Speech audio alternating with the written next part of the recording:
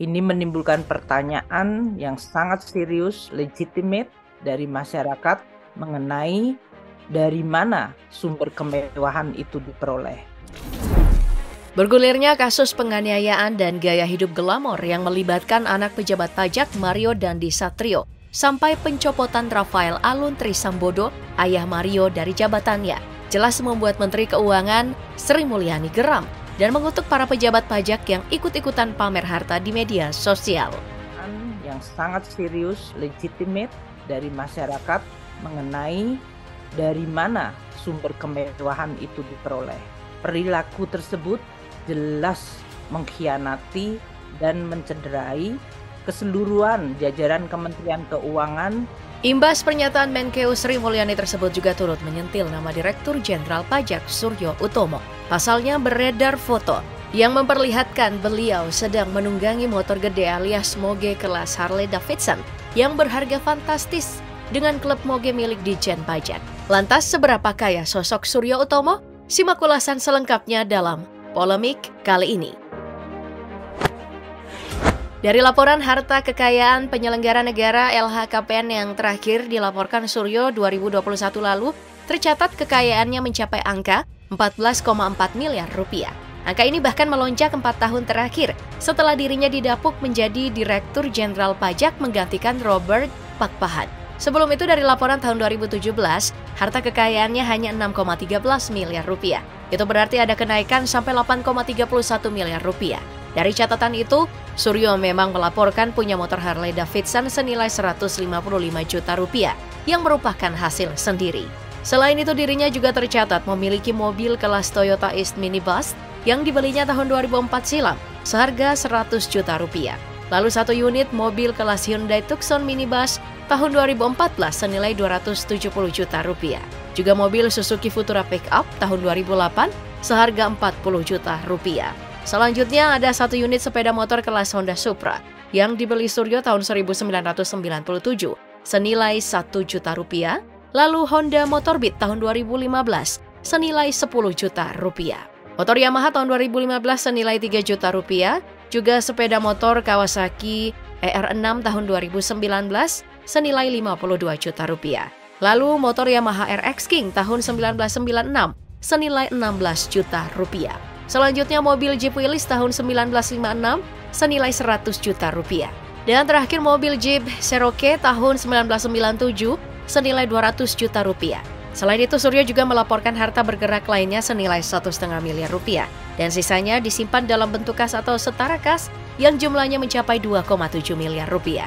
Dari catatan tersebut Suryo juga memiliki hutang senilai 2 miliar rupiah yang belum dibayarkan. Jadi jika dikalkulasikan, angka kekayaannya mencapai 14 miliar 452 juta 944.568 rupiah. Selamat pagi, salam sejahtera untuk kita semua. Lantas, dari mana sebenarnya harta kekayaan bernilai miliaran tersebut? Jawabannya ada di perjalanan karir Suryo yang terbilang moncer.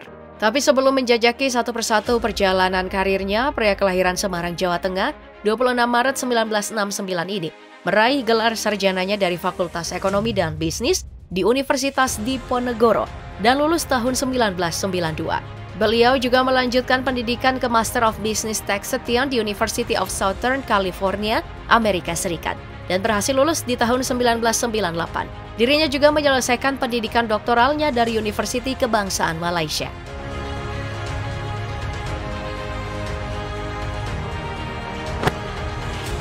Terhitung baru lulus dari dunia kampus, Suryo Laksana menemukan jalan terbaik yang selama ini menjadi keinginannya. Jauh dari bayangan akan jadi direktur di masa depan, tapi Suryo optimis. Lalu mencoba peruntungannya sebagai pegawai negeri sipil atau PNS setahun setelah meraih gelar sarjananya. Rupanya, harapan Suryo itu terkabul begitu cepat.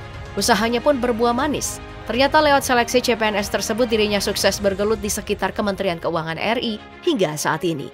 Mulai dari awal karir sebagai pelaksana di Kementerian Keuangan RI di tahun 1993. Lalu 5 tahun kemudian, dirinya diangkat sebagai Kepala Seksi Pajak Pertambahan Nilai atau PPN Industri. Lalu di tahun 2006, dirinya berhasil menempati posisi sebagai Kepala Kantor Pelayanan Pajak Penanaman Modal Asing 3. Dan selanjutnya, Suryo menempati posisi sebagai Kepala Kantor Pelayanan Pajak Wajib Besar 1.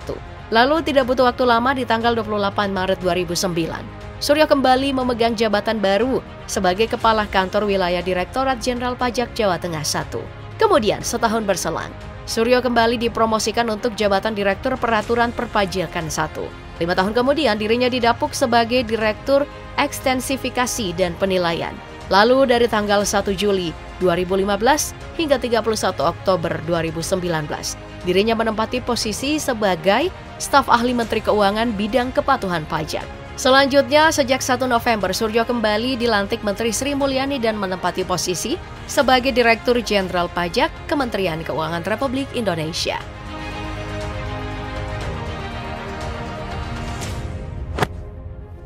Sempat diwanti-wanti untuk evaluasi kinerja setelah kasus dugaan suap di lingkungan Ditjen Pajak mencuat tahun 2021 lalu. Namun kasus tersebut seolah tertutupi dengan kesuksesan Suryo 4 tahun memimpin Ditjen Pajak.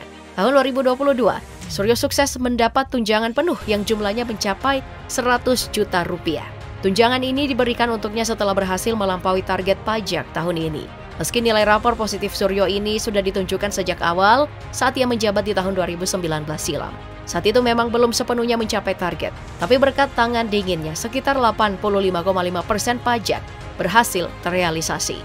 Lalu di tahun 2020 mulai menunjukkan peningkatan menjadi 91,5% atau sekitar 1.285,1 triliun rupiah dari target awal 1.404,5 triliun rupiah. Kemudian tahun 2021 dengan target awal 1.445,5 triliun rupiah berhasil dilampaui Suryo CS sampai 107,2%. Pencapaian ini berhasil menjadikan dirinya salah satu top 6 PPT Madya Teladan di ajang Anugerah ASN 2021. Selanjutnya di tahun 2022 mencapai 110,6% dengan angka mencapai 1.643,4 triliun rupiah.